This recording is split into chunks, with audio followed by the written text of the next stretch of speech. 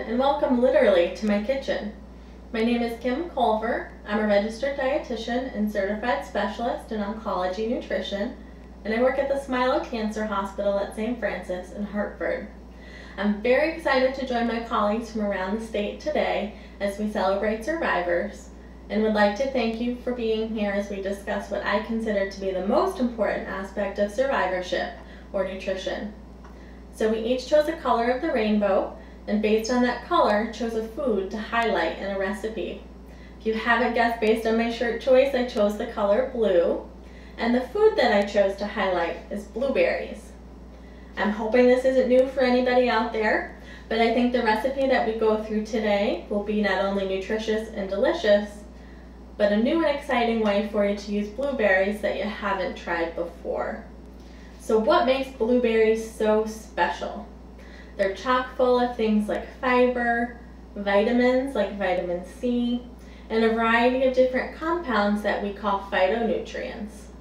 Particularly in blueberries, this includes things like anthocyanins, flavonols, phenolic acids, and tannins, just to name a few.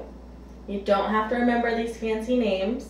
The takeaway message is that it's these phytonutrients that give the blueberries their vibrant color and flavor, and that are particularly cancer protective.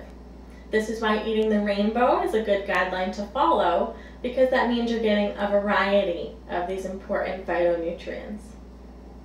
So the recipe I chose today is a blueberry, mango, and quinoa salad. So what else is in this recipe? We have quinoa, which is an increasingly popular ingredient.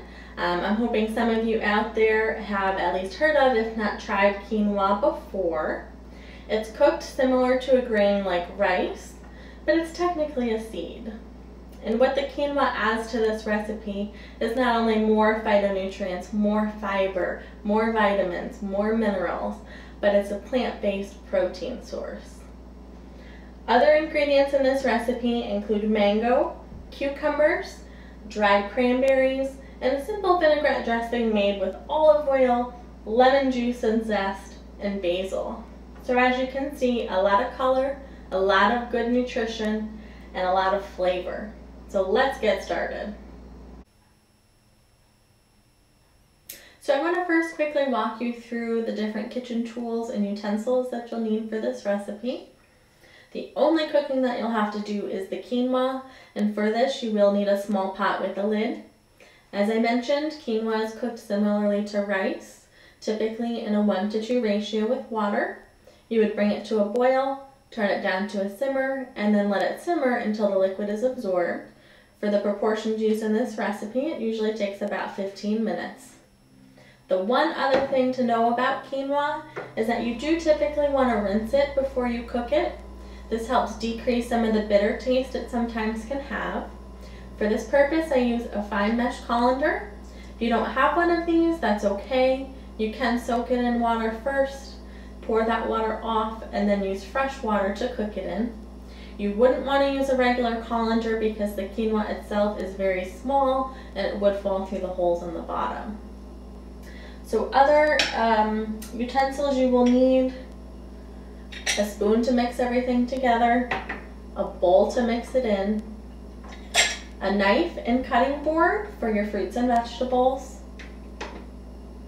a zester for the lemon zest, and I really love this juicer to help get out the lemon juice.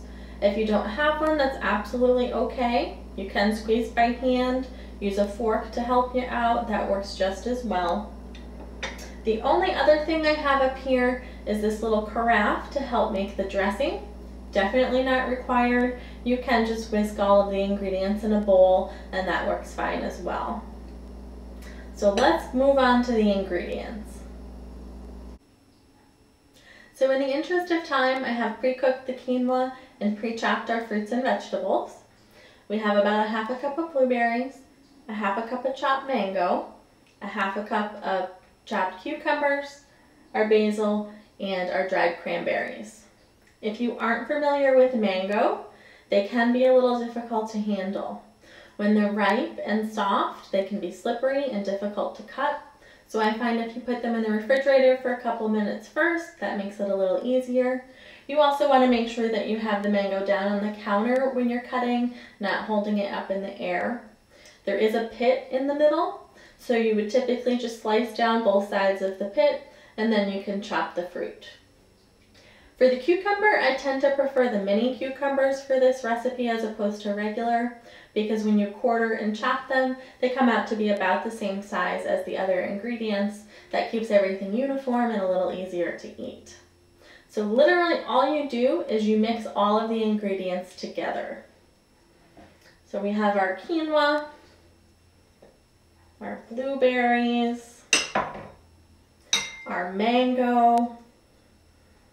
It's a little difficult to get out there. We have our cucumber, our basil, and our cranberries. You then would just take your dressing, whether you're whisking or if you have a little carafe to shake it up first, pour it over the top, and then stir everything together. It's that simple. The only cooking again is the quinoa. Everything else is just chopping fresh fruits and vegetables. I wish you could smell this. The lemon adds a really vibrant flavor, really vibrant scent to the salad. It's very light, so it doesn't overpower the fruit, and you really can taste everything. What I really like about this recipe is that you can modify it for what you like. If you don't care for blueberries, you can always try another berry. If you don't care for basil, you can maybe try mint instead. And if you don't care for lemon, you can try orange juice and zest for the dressing. So it's very easy to make it something that works for you. It makes a very good, quick and easy lunch. It makes a very good side dish. And especially this time of year, we're coming up on blueberry season in Connecticut in mid to late July. So it's a really good opportunity to get fresh, locally grown produce in a way to get a really flavorful salad.